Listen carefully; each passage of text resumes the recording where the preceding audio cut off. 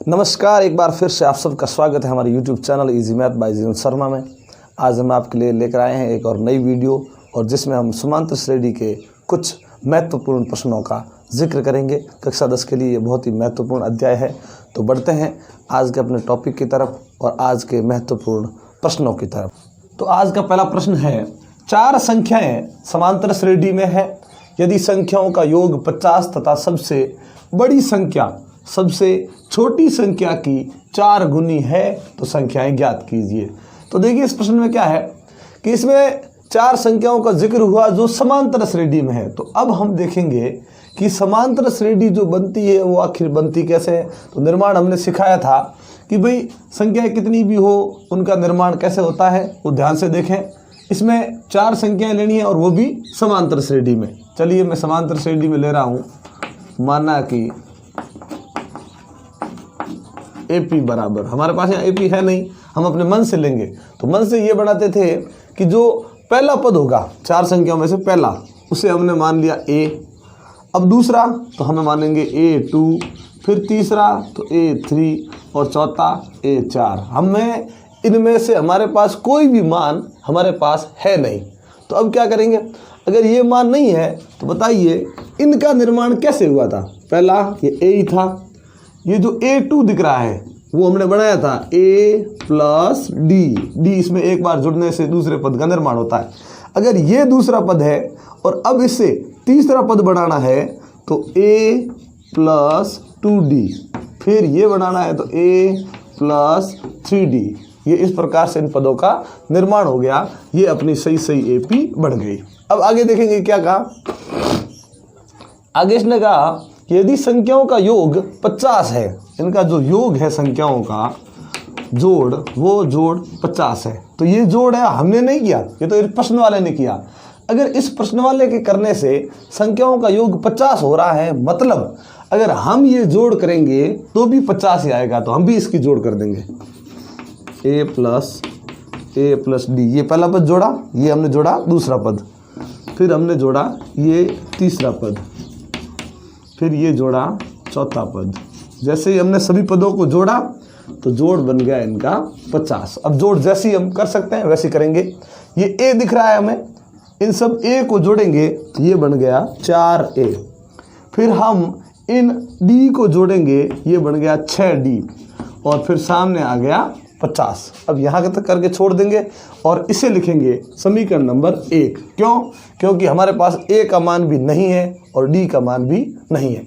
अब बढ़ते हैं आगे। क्या लिखा है, सबसे बड़ी संख्या सबसे छोटी संख्या की 4 गुनी है। अब यहाँ ध्यान से देखिए, इसने कहा कि सबसे बड़ी और सबसे छोटी, ये तो तय हो गया कि अगर ये समांतर श्रेणी अगर बढ़ रही है तो ये सबसे छोटी है और ये सबसे बड़ी है।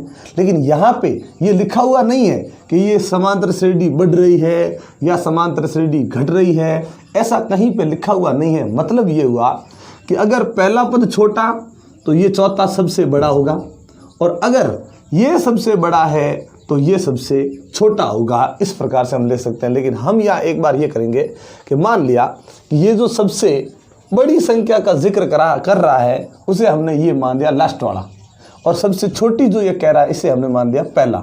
मान रहे हैं और फिर ये तुलना करेंगे। मैंने बताया था एक और प्रश्न ऐसा आया था जिसमें मैंने बताया था अगर 2 चीज़ों की तुलना होने के बाद अधिक या कम या गुना इस प्रकार से बोल दिया जाए तो हम क्या करेंगे। अब इसने कहा कि सबसे बड़ी संख्या मैंने मान लिया A4 मान लिया। फिर बोला उसने कि सबसे छोटी संख्या, ये मैंने मान ली A। फिर ये क्या कर रहा है कि ये जो सबसे बड़ी संख्या है वो सबसे छोटी संख्या की 4 गुनी है, यानी ये इसकी 4 गुनी है।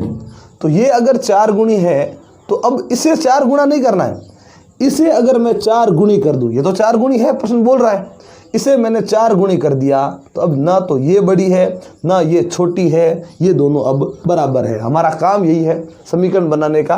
तो हमने अभी समीकरण बनाया, इसमें लिख दिया ये जो चौथा पद यानी सबसे बड़ा मान कर हमने रखा है ये इसका 4 गुना था, तो इसे भी हमने 4 गुना कर दिया। अब दोनों ये बराबर हो गए।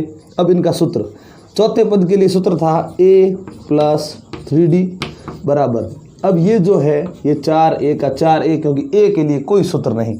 अब ए को एक तरफ लाते हैं और डी को एक तरफ कर देते। चलो मैंने यहाँ रख दिया 3D, ये 4A, ये यहाँ से उठकर यहाँ गया तो माइनस का A, यहाँ पे 3D, यहाँ पे 3A, यहाँ 4A में से एक A चला गया तो ये 3A हो गया। तो यहाँ पे 3D, यहाँ पे 3A, तो ये 3 से 3 कट जाएगा और D बराबर A। मतलब ये हुआ कि इसमें समांतर से D के अंदर जो A का मान होगा वो इस D के हमेशा बराबर होगा, ऐसा इसमें प्राप्त हो चुका है। तो अब चलिए इन दोनों मानों को लेकर वापस जाएंगे समीकरण नंबर 1 में।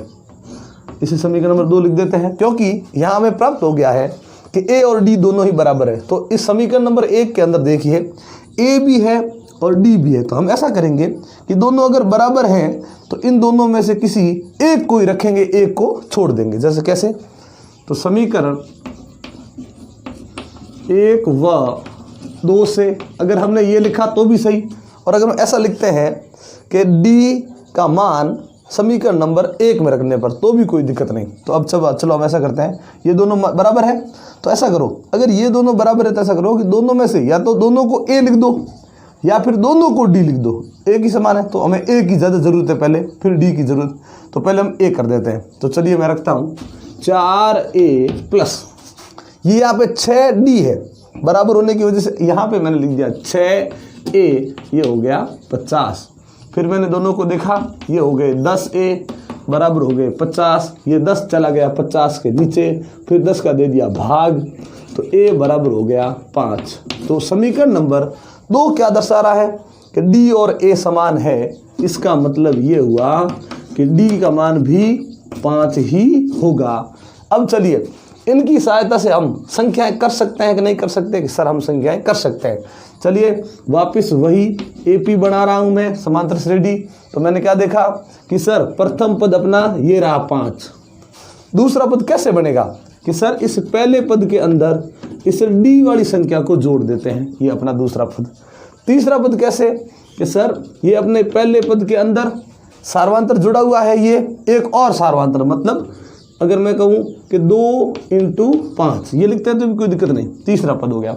अगर हम चौथा पद करते हैं तो वो भी कोई दिक्कत नहीं, 5 + 3 × 5 चौथा पद है तो सार्वंतर 3 बार जुड़ेगा। तो क्या आया? पहली आ गई 5, दूसरी हो गई 10, तीसरी देखो 5 दूए 10, पहले गुणा करना है, फिर 5 जोड़ दिए, ये हो गए 15, 5 दिए 15, 15 और 5 हो गए 20। ये गलत नहीं है, ये अपनी समांतर श्रेणी सही है, लेकिन यहाँ पे ये नहीं बोला गया है कि कौन सी बड़ी है और कौन सी छोटी है। इसीलिए हम यहाँ या करके वापस AP ऐसे भी लिख सकते हैं कि 20, 15, 10 और 5। तो ये दोनों ही उत्तर अपने सही है। दूसरा प्रश्न है कि किसी समांतर श्रेणी के 25 पदों का योग ज्ञात करना है जब nवां पद 7 - 3n है। यहाँ पे देखिए हमें 25 पदों का योग ज्ञात करना है। योग के लिए हम लिखेंगे S। योग कितने पदों का है, यानी पदों की यहाँ पे आएगी संख्या, ये हमें ज्ञात करनी है। और आगे nवां पद प्रश्न में दिया गया है, nवां पद, वो nवां पद क्या दिया गया है? 7 - 3n। अब समझे ये प्रश्न थोड़ा अलग हो गया है। यहाँ पे nवां पद दिया गया है, इसे दर्शा देते हैं, पहले पद को A से दर्शाएंगे और पद के जो नंबर है वो नीचे चिपका देंगे। यहाँ पे यहाँ 7 - 3n, ये अलग तरह का सवाल है। अब मैंने क्या देखा कि यहाँ nवां जो पद दिया गया है उस पद को ही वापस n के रूप में दर्शाया गया है। पद है लेकिन उसे n के रूप में लिखा हुआ है। तो n क्या होती है? पदों की संख्या। और अगर मैं ये संख्या कुछ लिख दूं, पदों की संख्या, जैसे मैं मान लो यहाँ 1 लिख दिया, तो अगर मैं n1 लिखूंगा यहाँ पे तो वो मेरे लिए पहला पद बन जाएगा। यानी मैं यहाँ n का मान अपने मन से लूँगा। तो हमने लिख दिया n बराबर 1, 2, 3, 4, 5 कुछ भी रखने पर, ये हम रख रहे हैं। क्यों रख रहे हैं इसका मैं कारण बता दूं आपको, क्योंकि अगर मुझे 25 पदों का योग ज्ञात करना है तो पहले हमारे पास AP का होना जरूरी है। AP है तो हम कर सकते हैं, नहीं तो नहीं कर सकते।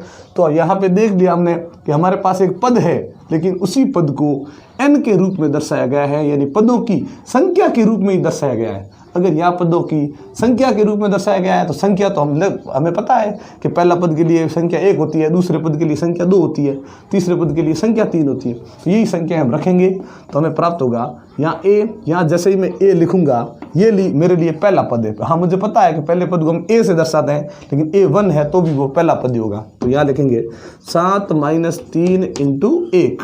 वापस देखिए 3 एकम 3 हो गया, फिर 7 में से गुणा के बाद में 3 को गुणा करने के बाद में जो 3 आया उसे 7 में से घटा दी, ये आ गया 4। ये अपने लिए पहला पद बन गया ये समांतर श्रेणी का। फिर A2 यानी हम n की जगह मैंने 2 लिखा तो 7 - 3 × अब ये देखो 2 आया इसकी जगह पे, वापस इन दोनों गुणा होगा 3 दूनी 6, फिर 7 में से ये 6 गया, ये बचा 1, वापस A, फिर n का मान चाहिए हमें, ये देखो n का मान रखना है तो कितना रख दिया 3, फिर 7 - 3 × ये 2 है, ये 2 के बाद में ये आ गया 3, ये 3 तिये 9। अब ध्यान से देखें यहाँ 3 तिये 9 बन गया, 7 में से 9 नहीं जा रहा है, और मैंने बताया था जब भी ऐसी उल्टी बाकी आ जाए तो उसमें सीधा उत्तर माइनस का आएगा, और फिर 9 में से 7 घटाए, ये बच गया 2। फिर A4 करेंगे तो 7 - 3 × 4, 4 तिये 12, 7 में से 12 नहीं जा रहा है तो माइनस, फिर 12 में से 7 गए, ये बच गए 5। कितने भी पद कर सकते हैं 4 5 जितने भी, तो ये 4 पद भी बहुत है हमारे लिए, ये हमारे लिए AP बन गई। तो AP क्या बनी 4 1 -2 -5 ... ये देखकर हमें ये पता चलता है कि ये AP आगे से आगे घट रही है समान अंतर से। तो अब इस AP में वही मुख्य चीज़ें रखेंगे, वापस पहले लिखेंगे मुख्य चीज़ प्रथम पद होती है सबसे पहले, तो प्रथम पद अपना 4, फिर हमें चाहिए सार्वांतर, ये नहीं है कितने अंतर से बढ़ रही है या कितने अंतर से घट रही है। उसके लिए मैंने बताया छोटे बड़े को देखने की जरूरत नहीं, हमेशा दूसरे पद में से पहले पद को घटाएंगे, तो ये अपना सार्वांतर प्राप्त हो गया -3, घट नहीं रहा है। जब भी इस प्रकार से बाकी आए और नहीं घटे तो माइनस आएगा, और फिर उल्टे घटा देंगे इस प्रकार से, ठीक है। ये 2 प्राप्त हो गई। अब हमें ज्ञात क्या करना है S25 यानी SN ज्ञात करना है, योग ज्ञात करना है। योग के लिए हमने 2 सूत्र पढ़े, उन दोनों में से हम किस सूत्र का चयन करेंगे, उस सूत्र का चयन करेंगे जिसमें ये सारी की सारी चीज़ें काम आती हो। तो इस प्रश्न को हम 2 तरीके से कर सकते थे, लेकिन अब हम वही तरीका करेंगे एक बड़ा वाला, क्योंकि यहाँ पे SN ज्ञात करने के लिए हमारे पास प्रथम पद तो है, लेकिन 25 नंबर वाला अंतिम पद अभी हमने लिया नहीं। अगर हम यहाँ चाहते तो यहाँ कर सकते थे, यहाँ ए के नीचे यहाँ पे हमने अगर 25 लिख देते तो हमें अंतिम पद भी प्राप्त होता और छोटे वाले सूत्र से हम कर सकते थे, हमने नहीं किया। तो अब हमें S फिर N और बड़ा वाला सूत्र ही काम में लेना पड़ेगा।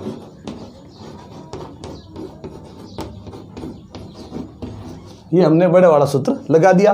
अब देखिए आगे S, ये N की जगह पे आ गया 25, ये 25/2, फिर ये 2 × A का मान, A का मान कितना है 4, फिर प्लस N का मान यहाँ पे कितना रखेंगे 25 - 1 × D का मान यहाँ पे -3 है, तो ये -3 लिख दिया। अब इसको सरल करते हैं, सरल करेंगे तो क्या प्राप्त होगा देखिए आगे 25/2, 2 का भाग पूरा नहीं जा रहा है तो इसको भाग नहीं देंगे, छोड़ देंगे। फिर अंदर आए, अंदर देखो 4 और 2 का गुणा कर दिया, ये 8, फिर प्लस यहाँ हम कोष्ठ को सरल करेंगे। पहले 25 में से 1 गया, ये हो गए 24, तो ये हो गया 24, फिर गुणा में लिखा हुआ है -3। अब आगे सरल करेंगे तो 25/2, फिर कोष्ठक के अंदर 8। अब जोड़ या गुणा तो हम गुणा करेंगे 24 को 3 से, तो 24 तिये 72 हो गए। लेकिन जिन को हमने गुणा किया है उसमें ध्यान से देखें, जिनको गुणा किया उन दोनों संख्याओं के अंदर देखें तो 1 प्लस की है और 1 माइनस की, मतलब सिंगल माइनस है। और जब भी 2 ऐसी संख्याओं का गुणा हो जिसमें सिंगल माइनस हो तो फिर वो सिंगल माइनस वैसे का वैसा ही रहता है। और फिर ये हो गया, आगे देखिए 25/2, यहाँ गुणा का ही चिन्ह है। यहाँ हम देखेंगे 8 में से 72 नहीं जा रहे, मैं कहने ऐसे बाकी आ जाए जिसमें आपको घटता हुआ नजर ना आए तो उसका उत्तर माइनस का होगा। तो फिर 8 में से 72 नहीं गए तो 72 में से हम 8 घटाएंगे, ये बच गया अपना 64। अब देखिए इस 2 का भाग 25 में पूरा नहीं जा रहा था, लेकिन 2 का भाग 64 में पूरा जा रहा है, कि भाग देंगे ये 2 एकम 2, इसको यदि मैं काटूं तो 2 तिये 6 और 2 दुए 4, ये बच गया किसका माइनस का। अब आगे देखिए 25 और -32 को आपस में गुणा करेंगे तो जो गुणा जिनका हो रहा है उसमें सिंगल माइनस है तो माइनस आ जाएगा। 25 दुए ये हो गए 50, ये बच गया यहाँ पे 5, 0 यहाँ पे 5 आ गया हासिल में। 25 दिए 75, 75 और 25 5 हो गए ये 800। तो इस प्रकार से हमने ये देखा, ठीक है, कि इसका उत्तर आ गया है -800। प्रश्न है एक समांतर श्रेणी में प्रथम पद 8। चलिए सबसे पहले हमें इसी की जरूरत होती है।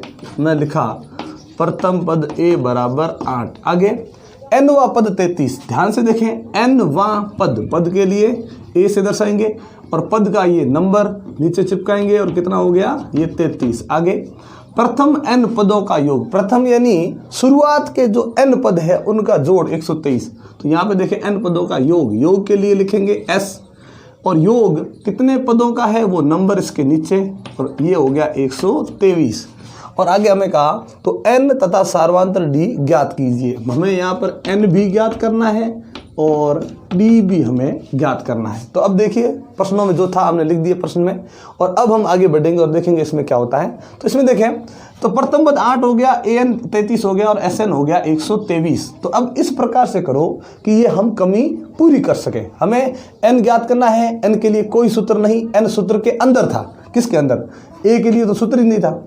ये an कह रहा है मेरे सूत्र के अंदर n था, ये sn कह रहा है कि मेरे अंदर भी n था, ये d an के सूत्र के अंदर था, तो sn का जो बड़ा वाला सूत्र था उसके अंदर भी d था। लेकिन ऐसा कुछ करो कि हमें इन दोनों में से किसी एक का मान पहले प्राप्त हो सके। ये नहीं है कि दोनों एक साथ ज्ञात करना है, दोनों में से अगर दोनों में से कोई भी एक भी हुआ तो भी हम दूसरा बाद में ज्ञात कर लेंगे। तो हमने ये देखा कि सर इन सभी में ये जो sn है वो ऐसा है जिसके अंदर या जिसके सूत्र के अंदर ये a भी काम आ सकता है, ये an भी काम आ सकता है। क्यों आ सकता है मैं आपको बता दूं कि ये जो है n पदों का योग और ये है nवा पद। मतलब ये हुआ कि इसके यहाँ पे n और यहाँ पे n जो है वो बराबर है। मतलब ये कि इस योग के अंदर ये जो पद है वो अंतिम पद का काम करेगा। तो ये दोनों जो है वो इसके अंदर काम आ सकते हैं, प्रथम और अंतिम पद छोटे वाले सूत्र में, और उसके साथ आ जाएगा n, d नहीं आएगा, d को छोड़ देंगे। तो हम इन चारों को जो लेंगे तो हमें n का मान ज्ञात हो जाएगा। तो मैं यहाँ ले रहा हूँ sn का सूत्र। तो sn में यहाँ पे है 123, sn का छोटा वाला सूत्र लगाएंगे n/2, फिर कोष्टक में a प्लस an, ये हमने पढ़ा था पहले। तो अब देखिए n का मान हमारे पास है नहीं, छोड़ देंगे। a का मान हमारे पास ये रहा, a का मान हमारे पास 8, ये प्लस an और an का मान हमारे पास है 33 और ये हो गए 123। अब देखिए n फिर बट्टा 2, यहाँ गुणा में ये 33 और ये 8, ये अपने बन गए 41 बराबर हो गए 123। ये 2 है बट्टा के नीचे, ये 2 का अगर हम पक्षांतरण करेंगे तो गुणा में जाएगा, गुणा के 41 ये बट्टा के नीचे जाएंगे। तो फिर 123 तो यहाँ है ही, ये गुणा में चला गया 2 और भाग में आ गया ये 41।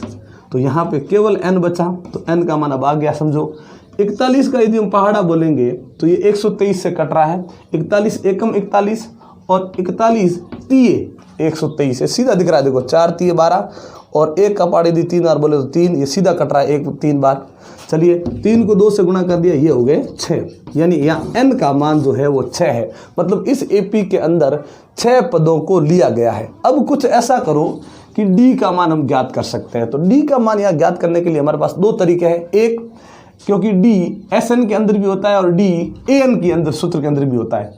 तो अगर sn का बड़ा वाला सूत्र लगाते हैं तो वहाँ n का तो मान आ जाएगा क्योंकि हमने ज्ञात कर दिया है, और d का मान ज्ञात हो जाएगा। लेकिन वो सूत्र ज़्यादा बड़ा रहेगा हमारे लिए, इसलिए हम ये नहीं लेंगे और an का सूत्र लेंगे। अगर आप ये सूत्र लोगे तो गलत नहीं होगा, सही होगा, लेकिन ज़्यादा समय लगेगा। इसलिए अब मैं an का सूत्र ले रहा हूँ। तो बराबर में ये रह गए 33, क्योंकि इसका सूत्र सामने आता था पहले, अब बराबर में 33 आ गए तो सामने मान आ नहीं सकता सूत्र, तो सूत्र आगे आएगा। इसका सूत्र ये था a प्लस कोष्टक n-1 इंटू डी। ये छोटा सूत्र है इसलिए हमने ये ले लिया। अब a का मान ये रहा 8, ये प्लस n का मान हमारे पास है कितना है 6, ये 6 माइनस 1 इंटू डी का मान हमारे पास है नहीं, तो बराबर ये हो गए 33। अब देखो 8 तो है ही, यहाँ पे घटा दिया ये 5, गुणा कर दिया d से तो d, संख्या को चर से गुणा करते हैं तो गुणा का चिन्ह लिखने की जरूरत नहीं, ये रहा 33। अब देखिए, जिस चर का मान ज्ञात करना है उसके साथ वाली सभी संख्याओं का हम पक्षांतरण करेंगे, लेकिन डी के ये नज़दीक रहा 5, तो नज़दीक वाले को पहले नहीं, जो दूर।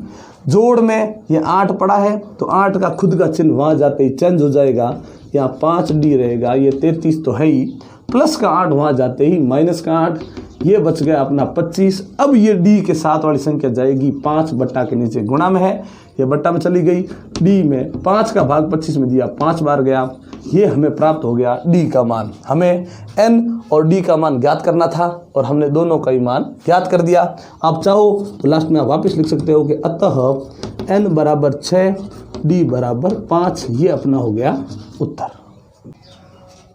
5वां प्रश्न है, 280 रुपये की राशि 4 पुरस्कार देने के लिए रखी गई है। यदि प्रथम पुरस्कार के बाद प्रत्येक पुरस्कार अपने से ठीक पहले पुरस्कार से 20 रुपये कम है, हर बार जो पुरस्कार है वो 4, उसमें हर बार जो पुरस्कार है वो 20 रुपये कम हो रहा है, यानी समान अंतर से ये घट रही है, इसका मतलब यहाँ पे समांतर श्रेणी है। चलिए कितने रुपए रखें, तो ध्यान रखें यहाँ पे कुल राशि यानी 280 रुपये की राशि है टोटल। इतने रुपए है, 280 रुपये राशि रखी गई है पुरस्कारों के लिए, 4 पुरस्कार देने, और चारों यहाँ बता दिया कि प्रत्येक पुरस्कार में जो है वो 20 रुपये कम हो रहा है, यानी प्रत्येक पुरस्कार में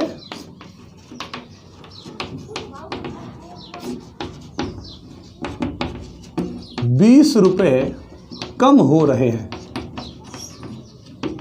पहला जो पुरस्कार होगा उसके बाद में 20-20 रुपये कम करेंगे, तो हमें भी पता है कि यहाँ पे क्या बनेगी, एपी का एक निर्माण हो जाएगा, एपी बन जाएगी। तो एपी कैसे बनेगी, देखो पहला पुरस्कार मान लिया हमने ए, यानी पहले पद को हमने ए मान लिया। अगला जो पुरस्कार होगा वो इससे 20 रुपये कम होगा, ये बोल रहा है। अगला होगा उसमें क्या होगा, देखो इसमें 20 कम है तो अब इससे और 20 कम करेंगे तो माइनस हो जाएंगे 40। अब इसमें 20 कम हुए, इसमें और 20 कम हो जाएंगे तो ये हो जाएगा माइनस के 60। ये 4 पुरस्कार हो गया, पहला पुरस्कार, दूसरा, तीसरा और चौथा पुरस्कार। अब बताइए ये 4 पुरस्कारों की जो राशि है वो राशि कितनी है, 280 रुपये। तो इन प्रश्नों को वैसे तो कई विधियों से हल किया जाता है, लेकिन हम ये सरल से सरल विधि कर रहे हैं आपको, ये सरल विधि है बहुत ही। तो हमने ये देखा 20 रुपये हमने 20 रुपये हमने कम कर दिए, जैसे ही कम किए 4 पुरस्कार बन गए। अब हमें ये पता है कि 4 पुरस्कारों की जो कुल राशि है वो 280 रुपये है, तो इसमें ज़्यादा जरूर मतलब टेंशन लेने की तो कोई बात ही नहीं है, बहुत ही सब ईजी प्रश्न हुआ। तो इनका योग 280 रुपये है। तो अब मैं जोड़ रहा हूँ, पहला पुरस्कार, फिर ये दूसरा पुरस्कार, फिर प्लस ये रहा तीसरा पुरस्कार, फिर प्लस ये रहा चौथा पुरस्कार। इन चारों ही पुरस्कारों को जैसे ही हमने जोड़ा तो हमें पता है कि टोटल रुपए बनेंगे 280 रुपये। तो अब देखिए ये ए है, ये ए है, ये ए है और ये ए है, तो कितने बन गए, 4A। फिर आगे ये 20 माइनस का है, 40 भी माइनस का है और 60 भी माइनस का है। ये सारे के सारे माइनस वाले अपने आप आपस में जुड़ जाएंगे, तो माइनस के बन गए 120, तो बराबर में कितना है, 280। अब यहाँ पे हमें ए का मान ज्ञात करना है। वही तरीका मैंने बताया कि ए के साथ में जितने भी है सबका पक्षांतरण करेंगे, लेकिन उसमें पहले पक्षांतरण किसका करेंगे, उसमें ए के नज़दीक जो है उसका नहीं करेंगे और एक से जो दूर है उसका पक्षांतरण पहले करेंगे। तो ये 280 है ही, यहाँ पे माइनस का 120 उस तरफ जाएगा तो प्लस का 120 बनेगा। यहाँ पे रह गया 4A, ये यहाँ पे अगर मैं जोड़ रहा हूँ दोनों को तो ये बन रहा है अपना 400। फिर ये रहा A, 4 जाएगा बट्टा के नीचे, तो A का जो मान आया वो हम देख रहे हैं कितना आया है, 100। A है क्या, A है अपना प्रथम पुरस्कार। तो हमने देखा कि प्रथम पुरस्कार जो हमें प्राप्त हुआ वो 100 रुपये। तो अब टोटल जो है सब लिखेंगे, तो सबसे पहले मैं लिखूंगा यहाँ पे अतः प्रथम पुरस्कार, जो प्रथम पुरस्कार बनेगा वो कितने रुपए बनेगा, 100 रुपये, क्योंकि हमने यहाँ पे मान लिया था ये ए पहला, तो ये 100 रुपये अपना प्रथम पुरस्कार। फिर हम करेंगे दूसरा पुरस्कार। अब दूसरा पुरस्कार कितना होगा, तो आपने एकदम सही सोचा, क्योंकि दूसरा पुरस्कार हमें भी पता है कि इससे 20 रुपये कम हो जाएगा। तो 100 में से अगर 20 रुपये कम कर दूं तो कितने हो जाएंगे, 80 रुपये। अब तीसरा पुरस्कार क्या होगा? अब जो तीसरा पुरस्कार होगा वो इस पुरस्कार से 20 रुपये कम। देखो ये जो पहला था इससे 20 रुपये कम हुआ दूसरा, अब दूसरे से वापस 20 रुपये कम हो जाएगा तीसरा, तो कितने रुपए हो गए? ये हो गया 60 रुपये। चौथा पुरस्कार, अब चौथा पुरस्कार कितना होगा? तो ध्यान से देखें, चौथा पुरस्कार 60 रुपये है, ये अगर तीसरा तो 20 रुपये इसमें भी कम हो जाएंगे, तो कितने रुपए हो जाएंगे? ये 40 रुपये। तो इस प्रकार से हमने देखा कि हम चारों पुरस्कार हमने ज्ञात कर दिए, और चारों पुरस्कारों में आप देख सकते हो अगर हम कुल राशि करते हैं तो ये 60 और 40 हो गए 100 और ये 100 हो गए 200 और ये 80, 280 रुपये बन गए। तो ये अपना एक प्रश्न और हो गया। पांचवा प्रश्न है कि एक टेलीविजन सेटों का निर्माता तीसरे वर्ष 600 टीवी तथा 7वें वर्ष 700 टीवी सेटों का उत्पादन करता है, यह मानते हुए कि प्रत्येक वर्ष उत्पादन में एक समान रूप से वृद्धि हो रही है, समान रूप से वृद्धि हो रही है या कमी हो रही है, मतलब ये एपी का निर्माण हो रहा है। तो ज्ञात कीजिए, क्या ज्ञात करना हमें कि प्रथम वर्ष में उत्पादन, पहले साल उसने कितनी टीवी बनाई, फिर 10वें वर्ष में उत्पादन, यानी 10वें वर्ष में, पहले छोड़ को दूसरे तीसरे नहीं, सीधे 10वें वर्ष में कितनी बनाई, सिर्फ 10वें वर्ष में। और फिर यहाँ पे पूछा 7 वर्षों में कुल उत्पादन, पहले वर्ष से लेकर 7 वर्षों तक टोटल जो बना वो यहाँ पे ज्ञात करना है। चलिए करेंगे। पहले जो प्रश्नों में दिया गया है उसे लिखेंगे हम। प्रश्न में दिया गया सबसे पहले ये कि तीसरे वर्ष में, सबसे पहले तीसरे वर्ष का उत्पादन, सीधा तीसरे वर्ष का उत्पादन दे दिया। तो ये मतलब ये हुआ कि भाई जो एपी है उसमें से डायरेक्ट हमें तीसरा पद दे दिया, ये समझिए आप। तीसरे वर्ष का उत्पादन दिया 600 टीवी, मतलब सीधा तीसरा पद। तीसरा पद कैसे बनता था? हमने एपी में पढ़ा था कि आखिर तीसरा पद कैसे बनता है, तो मैंने बताया था ए प्लस, तो ए तो एक बार जुड़ा, तो यहाँ पे सार्वांतर कितनी बार जुड़ेगा? 3 पद है तो सार्वांतर केवल 2 बार जुड़ेगा, क्योंकि प्रथम पद में नहीं जुड़ता है। तो ये 2D हो गया और ये बन गए बराबर 600। हमारे पास ए का मान यहाँ पे है नहीं, सार्वांतर बार बार कितनी वृद्धि हो रही है वो भी हमें पता नहीं है, तो इसे लिखेंगे समीकरण नंबर 1। फिर आगे देखेंगे क्या लिखा है। 7वें वर्ष 700 टीवी, सीधा आ गया 7वें वर्ष का उत्पादन, और ये जो उत्पादन हुआ है वो बनी है अपनी 700 टीवी। ध्यान रखें, सिर्फ तीसरे वर्ष में 600 टीवी, और जो 7वां वर्ष है उसमें 700 टीवी बनी, सिर्फ उसी वर्ष में। बाकी वर्ष में कितनी बनी वो बाद में देखेंगे। अब देखिए इसमें ए प्लस 7वां वर्ष मतलब 7वां पद, 7वें पद में डी कितनी बार जुड़ेगा? 6 बार। ये 6 बार डी जुड़ गया, कितना आया? 700। यहाँ पे भी ए और डी का मान नहीं है, ये रहा समीकरण नंबर 2।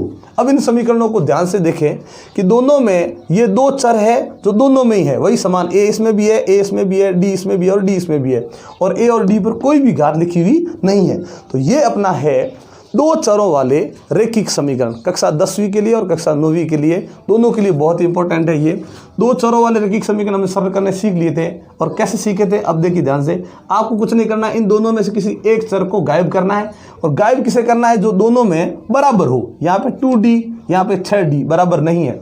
ये ए दोनों ये बराबर है। अगर पहले से कोई बराबर ना हो तो उनमें किसी प्रकार से गुणा करके बराबर करना पड़ता है, फिर उनको हटाना पड़ता है। तो यहाँ पे ए बराबर है दोनों में, तो समीकरण 1 व 2 से, ध्यान से देखें आराम से, तो मैं यहाँ ए को गायब कर दूंगा। कैसे गायब करेंगे?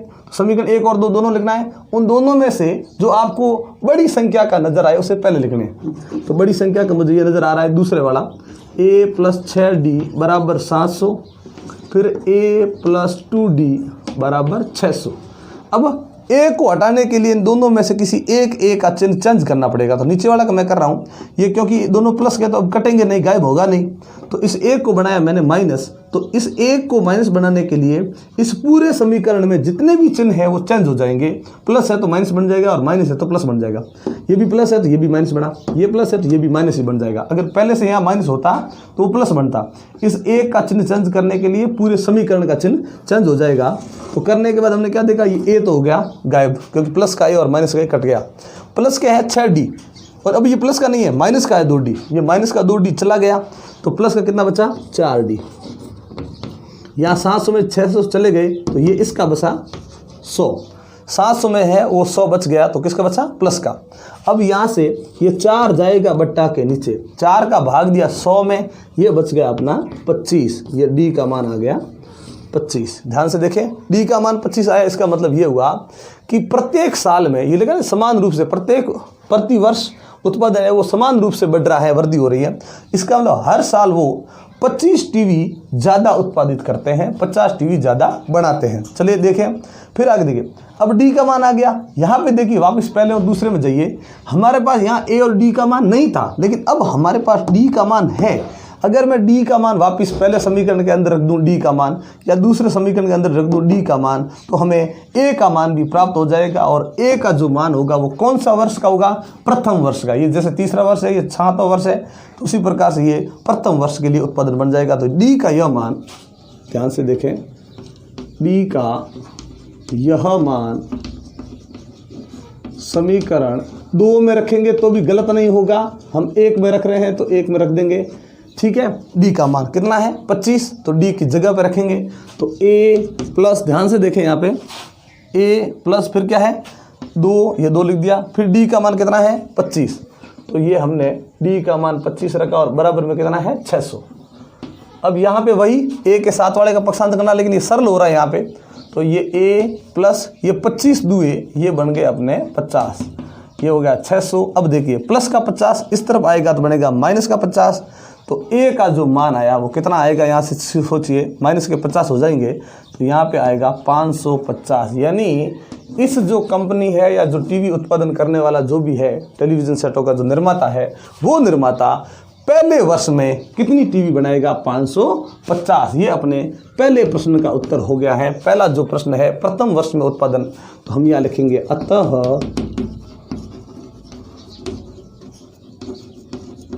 प्रथम वर्ष में उत्पादन, तो वो उत्पादन हो गया अपना 550 टीवी। ये हो गया एकदम क्लियर। दूसरा प्रश्न क्या है? ध्यान से देखें, दूसरा वर्ष है 10वें वर्ष में उत्पादन। ध्यान से देखिए, 10वें वर्ष में उत्पादन 10वें वर्ष में बताना है। 10वें वर्ष में कितना होगा? तो वही सूत्र मैंने बताया था कि पहले पद में जो हुआ वो लिखेंगे। फिर सोचिए 10वें वर्ष में तो बार बार जो वृद्धि होगी वो कितनी बार होगी? केवल 9 बार होगी। प्रथम पद के अलावा सब में वृद्धि होती है, प्रथम पद जो होता है वो ए ही होता है, बाकी वाले में डी डी डी जुड़ते रहते हैं। तो चलिए ए का मान अपना कितना है? 550 प्लस ये 9, ये अपना डी का मान, ये डी का मान कितना हो गया? 25। ये 25 होने के बाद देखिए आराम से, ये 550 तो है ही, ये प्लस ये जो 25 को 9 से गुणा करेंगे और 25 9 ये हो गए अपने 225। अब देखिए इन दोनों को जैसे ही जोड़ेंगे ये हो गए 775 टीवी। तो हमने यहाँ क्या देखा कि 10वें वर्ष के अंदर जो उत्पादन होगा वो 750 टीवी बनेगी। अब देखिए आगे, फिर तीसरा प्रश्न, ध्यान से देखते रहें। अब तीसरा प्रश्न है 7 वर्षों में कुल उत्पादन। अब ध्यान से देखें, कुल का मतलब होता है योग। पहले वर्ष से लेकर 7वें वर्ष तक योग करना है। अब देखिए पहले वर्ष में, तो पहले वर्ष में कितना था? पहले वर्ष में 550। फिर 7वें वर्ष में, वो भी प्रश्न में दिया गया है, 7वें वर्ष में कितना है? 700 टीवी। तो वर्ष कितने हो गए टोटल? 7। मतलब यहाँ पे हम जो योग करेंगे उस योग में हम छोटा वाला जो सूत्र है वो भी काम में ले सकते हैं। तो n/2 यानी पदों की संख्या, यानी इसमें पद कितने हो गए? तो 7 हो गए, 7 वर्ष है टोटल। फिर पहले वर्ष वाला और सीधा 7वें वर्ष वाले की हमें ज़रूरत है A7 की। तो A7 ये पड़ा है 7वें वर्ष वाला 700 टीवी। तो S का S लिखेंगे, ये 7 लिखेंगे, 7/2 हो गया। पहले वर्ष में 550 टीवी है और 7वें वर्ष में 700 टीवी है।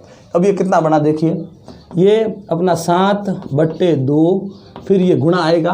अब ये दोनों जो हो गए वो हो गए 1250। अब कुछ नहीं करना है आपको ज़्यादा, इस 2 का भाग मैंने दिया 1250 में, क्योंकि 2 का भाग 7 में पूरा नहीं जा रहा है, ये मैंने दिया। तो ये हो गया अपना 625। फिर 7 को करेंगे 625 से गुणा, तो गुणा करते हैं, देखिए क्या, तो इनका गुणा हो गया 4375 टीवी। 7 वर्षों में कुल उत्पादन ये होगा। और इस प्रकार से आरबीएससी बोर्ड 10वीं कक्षा का एक और मुख्य चैप्टर पूरा हुआ, समांतर श्रेणी। तो इस चैप्टर को हमने कुल 4 भागों में आपके सामने पेश किया है। तो उन 4 भागों को आराम से पहले भाग से लेकर चौथे भाग तक देखें, उन प्रश्नों को समझें, और अगर आपको ये वीडियो पसंद आए तो लाइक, शेयर एवं कमेंट ज़रूर करें, और इसको शेयर ज़रूर करें अपने दोस्तों के साथ, ताकि हमारी मेहनत सबके काम आ सके। तो हम आपसे विदा लेते हैं, तब तक के लिए नमस्कार, जय हिंद, जय भारत।